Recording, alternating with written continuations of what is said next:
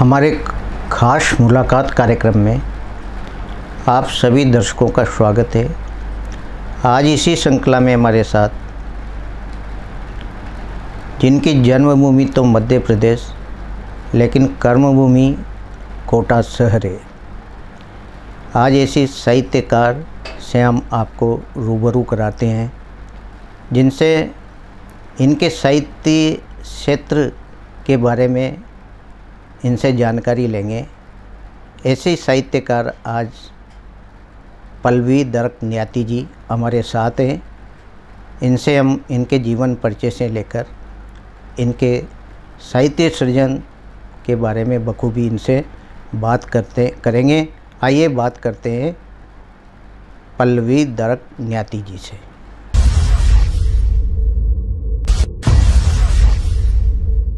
पल्लवी जी, आपका हमारे स्टूडियो में बहुत बहुत स्वागत है। बहुत बहुत धन्यवाद सर। नमस्कार आपका। पल्लवी जी, पहले तो अपने जीवन परिचय के बारे में आप हमारे दर्शकों को बताएं। आप कहाँ से हैं, शिक्षा दीक्षा आपकी कहाँ हुई और साहित्य सृजन की तरफ आपका रुख कब हुआ? सभी को प्रणाम। वंदे मातरम। मेरा जन्म मध्य प्रदेश के नीमच जिले के एक छोटे से कस्बे मनासा में हुआ था। जी। संयुक्त परिवार था हमारा। माता पिता हरिश्चंद्र तारामती जी दरक और मैं परिवार में अग्रज थी, उनकी संतान। मेरे से छोटा एक बहन और एक भाई। वहीं पर मनासा में मेरी शिक्षा दीक्षा हुई। वहीं के सरस्वती शिशु विद्या मंदिर से मैंने 8th तक की अपनी स्कूलिंग की और वह स्कूल ऐसा है जहाँ से मुझे शिक्षा, संस्कार, राष्ट्रभक्ति सभी बातें सीखने को मिली। जी। 8th में मुझे वहाँ बेस्ट स्टूडेंट का अवार्ड मिला। उसके बाद 9th से 12th तक मैंने गवर्नमेंट गर्ल्स स्कूल से अपनी शिक्षा प्राप्त की। जी। और फिर वहीं के कॉलेज से मैंने M.Com किया और इसके साथ साथ ही कंप्यूटर्स में ग्रेजुएशन भी किया मैंने। जी। साहित्य में बचपन से ही रुचि थी। काव्य पाठ वगैरह सुनने का बहुत शौक़ था, लेकिन लेखन के प्रति मन में भावना 6th 7th में आकर जगी कि ये लोग कविताएं कैसे लिखते होंगे। तो मैंने भी थोड़ा सा प्रयास शुरू किया कविताएं लिखने का। बाल मन था उस समय, तो कभी बच्चों की कविताएं, कभी प्रकृति पर और या राष्ट्र प्रेम पर, इस तरह से मैंने छोटी छोटी कविताएं लिखना शुरू की। जी। फिर सन 2000 में कोटा में मेरी गिरेंद्र जी न्याती से शादी हुई और उसके बाद यहाँ पर भी मेरा लेखन कार्य चलता रहा। जी। लेकिन यहाँ किसी को पता नहीं चला। फिर धीरे धीरे जब मैंने अपने लेखन कार्य को उद्गारित करना शुरू किया तब सबको पता चला कि मैं लिखती भी हूँ। जी। न्याती जी, आप हिंदी, अंग्रेजी, उर्दू इन भाषाओं में आपका सिद्धहस्त है। जी। किन किन विधाओं में आप लिखती हो? मैं बहुत ज़्यादा विधाओं में बंद कर नहीं लिखती हूँ, मुक्त रचनाएं ज़्यादा लिखती हूँ और जी, बहुत जी। ही सहज और सरल भाषाओं में काव्य रचनाएं करती हूँ। मैंने गज़ल, कविताएं, दोहे, लेख भी लिखे हैं, कई सारे कहानियाँ लिखी हैं और कुछ पत्र पत्रिकाओं में, समाचार पत्र में प्रकाशित भी हुई है। संख्या बहुत ज़्यादा नहीं है, लेकिन मेरे लिए यह भी बहुत बड़ी बात है। जी। सबसे पहले मैं आर्यन लेखिका मंच से जुड़ी थी, रेखा जी को इसके लिए धन्यवाद। इसके बाद अखिल भारतीय साहित्य परिषद की सदस्य बनी, तो मुझे कुछ मंच मिल गए अपनी कविताओं के लिए, अपने लेखन के लिए। कई ऑनलाइन ऑफलाइन संस्थाओं से भी जुड़ी हुई हूँ। तो कई बार कुछ विषय ऐसे होते हैं जो हमारे मानस में नहीं आते हैं कि इन पर भी लिखा जा सकता है। जी। जी। लेकिन उन मंचों ने ऐसे विषय दिए मुझे लेखन के लिए जिन पर मैंने चिंतन किया, मनन किया और उन पर भी अपना लेखन किया। जी। और मेरी कुछ आदत है कि मैं हर चीज़ को सकारात्मक लेती हूँ। जी। लेकिन फिर कुछ लोगों को सुनकर, उनसे जुड़कर ऐसा लगा कि हर विषय के दो पहलू होते ही हैं। जी। और हमें सकारात्मक के साथ नकारात्मकता पर भी ध्यान देना चाहिए और हर दृष्टिकोण से उस विषय पर चिंतन मनन करना चाहिए। जी। पल्लवी जी, आप अपना जो लेखन क्या साहित्यिक गुरु किसे मानती है? जी। साहित्यिक गुरु किसे मानती है जिनसे आपको प्रेरणा मिली हो? साहित्यिक गुरु परिवार में वैसे इस तरह का माहौल शुरू से रहा है। मम्मी भी लिखती थी, जब जी। स्कूल में कुछ प्रोग्राम्स होते तो मैं मम्मी से, दादाजी से, सबसे लिखवाती थी थोड़ा थोड़ा, और फिर सबका मिलाकर एक बनाकर वहाँ पर अपनी प्रेजेंटेशन देती थी। जी फिर धीरे धीरे लेखन का शौक चढ़ा।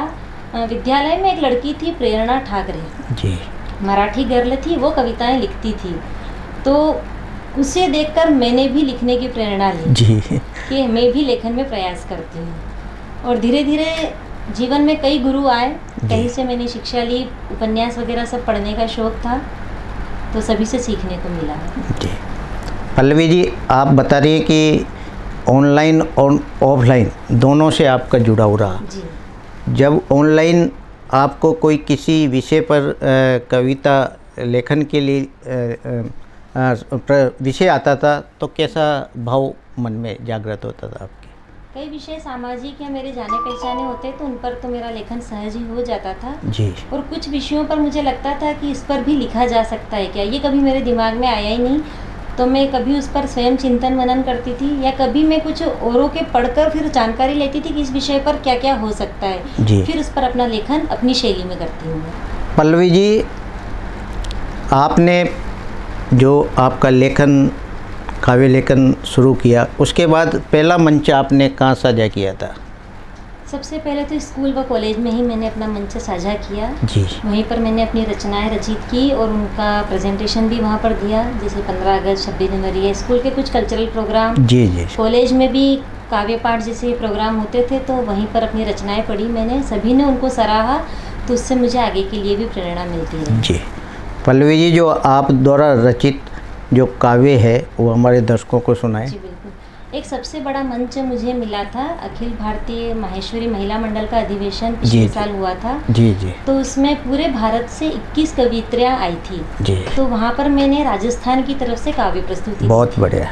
तो वो सबसे बड़ा मंच था मेरे लिए। बहुत खुशी की बात। मैंने जीवन के लगभग सभी विषयों पर रचनाएं लिखी है, प्रकृति पर भी, स्त्रियों पर, बाल मन पर, और कई सारे विषय हैं, देशभक्ति पर भी कविताएं लिखी है। तो कुछ रचनाएं मैं आपके सामने बिल्कुल सुनाइए, आप सुनाइए। बसंत ऋतु पर कुछ पंक्तियां। जी जी सुनाइए। मुझे भाई ना सुहाना बसंत, पिया क्यों परदेस गए, पीली चुनरिया ओढ़ के धरती खुद पे बड़ी इठलावे, ऋतुराज के स्वागत में प्रेसी जूं खिल जावे, शुल सम चुभे सुमन सुगंध, पिया क्यों परदेस गए। तो प्रिय की प्रिया साथ में नहीं है तो उसे बसंत अच्छा नहीं लग रहा है, इस चीज का वर्णन किया है मैंने इसमें। सुनाइए। माँ सरस्वती तो सदैव आशीर्वाद उनका चाहिए ही और बना रहता है। जी उन जी। पर कुछ पंक्तियां हैं। बिल्कुल सुनाइए। माँ शारदे सदा ही बनना मेरी प्रेरणा, छोड़ू न सत का पथ कभी हो चाहे तम घना, मैं हूँ मूढ़ ना समझ देना मुझे विवेक, दूषित न हो मति मेरी चिंतन सदा होने, हे ज्ञान दायिनी जला दो ज्ञान का दिया, छोड़ो न सत का पथ कभी हो चाहे तम घना। अपनी कविताओं की कुछ कुछ पंक्तियां मैं सुना रही हूँ आपको। जी सुनाइए। पूरी सुनाने में तो समय ज़्यादा लगेगा।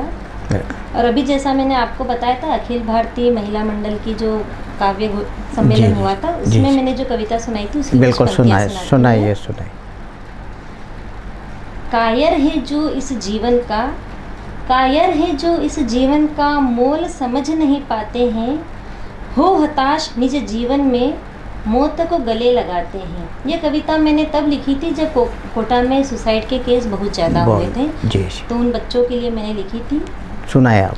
जीवन आशाओं का झरना निर्झर बन हर बार बहो, ईश्वर की अनमोल देन का सदा ही सब सत्कार करो, सुख दुख तो मौसम की भांति आते हैं और जाते हैं, पर परिवर्तन की लहरों से तन मन फौलाद बनाते हैं, दृढ़ निश्चय की पतवार बना हर एक लहर को पार करो, ईश्वर की अनमोल देन का सदा ही सब सत्कार करो। बहुत बढ़िया। पल्लवी जी, आपने कहानियाँ भी लिखी जी। और एक कहानी में तो आपको पुरस्कार भी मिला, जी, जी। राष्ट्रीय स्तर का। राष्ट्रीय स्तर पे तो कंसोलेशन तो मिला। ऐसी कौन सी कहानियाँ आप समाज के लिए लिखती हो जिससे मतलब समाज को एक नई दिशा मिलती है? जी, कहानियाँ मेरी सामाजिक विषयों को लेकर ही होती है ज़्यादातर, जी जी जिससे समाज में जो कुरीतियाँ हैं एक तो वो दूर हो सके। जी जी और अभी आधुनिकता के नाम पर जो हमारे समाज में, हमारे परिवारों में हो रहा है, वो सब होना नहीं चाहिए। ठीक है, महिलाओं का शिक्षित होना अपनी जगह है, लेकिन अपने संस्कारों के साथ आगे बढ़ना वो भी बहुत ज़रूरी है। बिल्कुल। क्योंकि नारी अगर संस्कारित होगी तो ही वो अपने बच्चों को भी संस्कार दे पाएगी। बिल्कुल, ऐसा मेरा मानना है। जी। पल्लवी जी, वो कौन सी कहानी थी जिसमें आपको पुरस्कार मिला? उस कहानी में ऐसा था कि एक परिवार की एक बहू है। जी।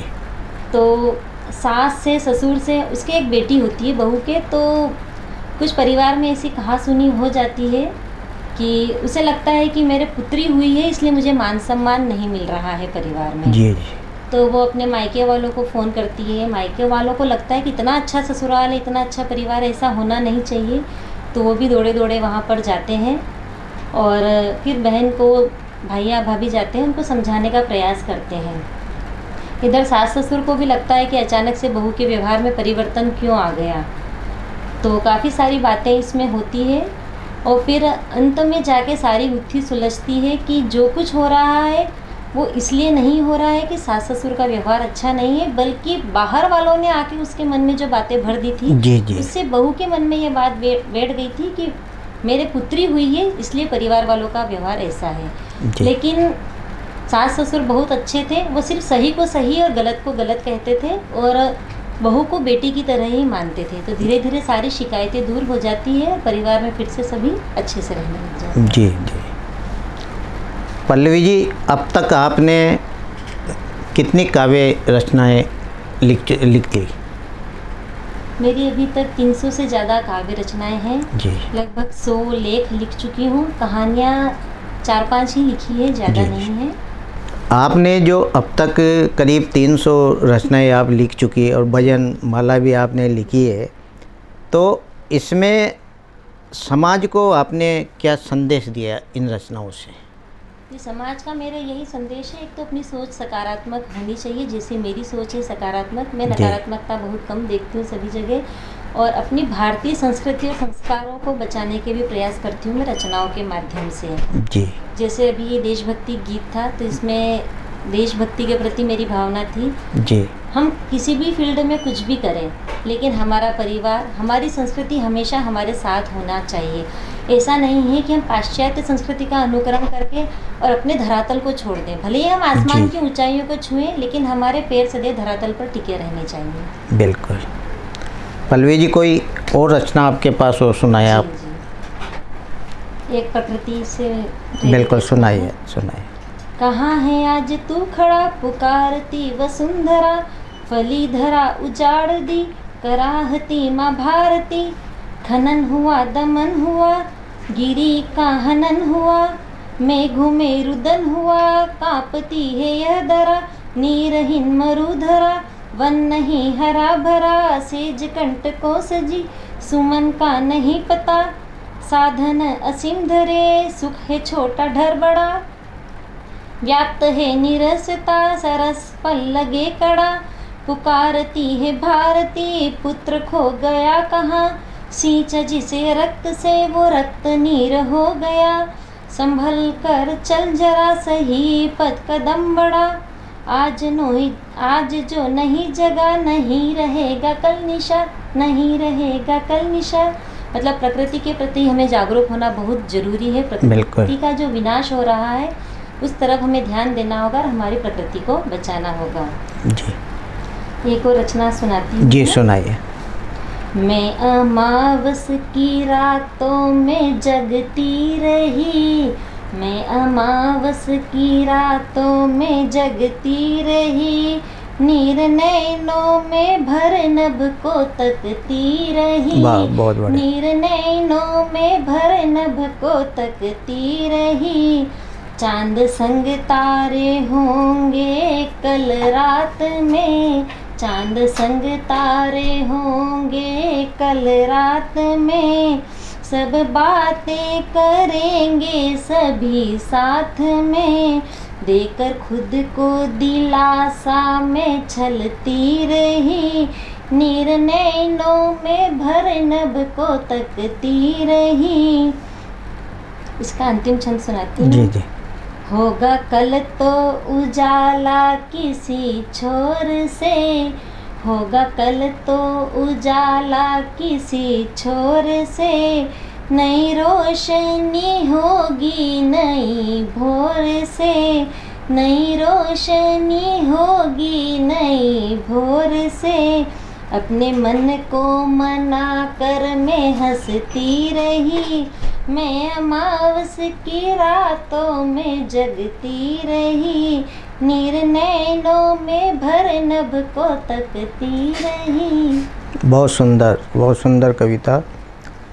पल्लवी जी, आप का जो साहित्य सृजन, इसे आप अनवरत जारी रखना चाहेंगी या अपने कलम को बंद कर देंगे? नहीं, ये तो अनवरत जारी रखना चाहूँगी, क्योंकि ये तो मन के सहज भाव हैं जी, जिसे मैं कागज़ पर उतार देती हूँ। जी जी। समाज में, परिवार में कहीं भी कुछ दिखाई देता है तो अपनी कलम के माध्यम से फिर सब तक उनको पहचानने का प्रयास करती हूँ मैं। पल्लवी जी, आपकी जो रचनाएं हैं पत्र पत्रिकाओं में प्रकाशित हुई होगी प्रथम बार, तब आपको कैसा महसूस हुआ? बहुत ही अच्छा लगा था। पहली बार मैंने एक लेख लिखा था तलाक पर। जी जी। वो RGHS मुखपत्र एक निकलता है, उसमें प्रकाशित हुआ था, तो बहुत ही अच्छा लगा था कि मैं एक बहुत छोटी सी लेखिका हूँ, छोटे से शहर से आई हूँ, छोटा छोटा लेखन करती रहती हूँ, तो मन को बहुत खुशी हुई थी जब पहली बार छपा था जी। और आज भी खुशी होती है क्योंकि आज भी हम तो धरातल से जुड़े हुए ही हैं जी। तो बहुत अच्छा लगता है जब अपनी रचनाएं औरों तक पहुंचती हैं। जी। पल्लवी जी, जो आप कहानियाँ भी लिख रही हैं, तो ये कहानियाँ भी अब वृद्ध रूप में सामने आने वाली है, क्या मानेंगे आप? अभी कहानियों के लिए ज़्यादा सोचा नहीं, क्योंकि कहानियों का संकलन बहुत ज़्यादा नहीं है, 4-5 कहानियाँ ही लिखी है मैंने। जी जी। यदि कुछ और कहानियों का संकलन हो पाता है तो ज़रूर इसकी भी एक पुस्तक में फिर बहुत बढ़िया है। करवाऊंगी। जाते जाते पल्लवी जी, एक और रचना आपके पास हो, सुनाए। जी, ये बेटियों के ऊपर एक रचना मैंने जी। लिखी थी, जहाँ बेटियाँ अपने माता पिता की सहमति के बिना ही परिवार छोड़कर चली जाती, ऐसी बेटियों के लिए रचना है। जी। ये रचना जब मैंने लिखी थी तब मेरी खुद की आंखों में आंसू आ गए थे कि बेटियाँ ऐसा कैसे कर लेती है, जी जी। कैसे अपने माता पिता का स्नेह प्रेम सब भूल कर और किसी और के साथ चल पड़ती है। जी जी, सुनाए। मेरे मंदिर की बाती बदल क्यों गई, साथ गैरों का पाके मचल क्यों गई, मेरे आंगन में तुलसी तू बन के रही। बेटियों को आंगन की तुलसी कहा है क्योंकि बेटियों से पवित्र और कोई नहीं होता। जी जी। मेरे आंगन में तुलसी तू बन के रही, समझा हर दर्द को कुछ कही अनकही, तेरी बातों में स्नेह की सरिता बही, मीठी झील को तज क्यों समंदर गई, मेरे मंदिर की बाती बदल क्यों गई, मेरे जीवन में आई तू बन के बाहर, पाके तुझको थी पाई खुशियाँ हजार, बन खिलौना किसी से, बन खिलौना किसी से क्यों खुद छल गई, मेरे मंदिर की बाती बदल क्यों गई। इसका अंतिम सुनाती हूँ। जी जी। मेरे मस्तक का चंदन थी आँखों का नूर, मेरे मस्तक का चंदन थी आँखों का नूर, छल विधर्मी को कर लिया अपनों से दूर, छल विधर्मी ने कर दिया अपनों से दूर, कांच टुकड़ा बनी, कांच टुकड़ा बनी जो थी मन को ही नूर, कांच टुकड़ा बनी जो थी मन को ही नूर, धर्म छोड़ क्यों मजहब की भेंट चढ़ी, मेरे मंदिर की बाती बदल क्यों गई, साथ गैरों का पाके मचल क्यों गई, मचल क्यों गई। ये थी हमारे साथ नवोदिता साहित्यकार पल्लवी दरक न्याती जी। इन्होंने भजन भी लिखे और समाज को सही दिशा और समाज में जो कुरीतियाँ व्याप्त है, जो मन में जो भाव आते हैं, वो इन्होंने अपनी रचनाओं के माध्यम से समाज तक पहुँचाए। आज ये हमारी स्टूडियो में पधारी, आपका बहुत बहुत धन्यवाद सर। आपने मुझे इस योग्य समझा और ये अवसर दिया। आपकी इस खास मुलाकात से मुझे लगता है कि मैं भी आम से थोड़ी खास बन जाऊंगी क्योंकि आप सभी को यहाँ खास मुलाकात में जब बुलाते हैं तो हर आदमी खास बन ही जाता है। बहुत बहुत धन्यवाद। नमस्कार।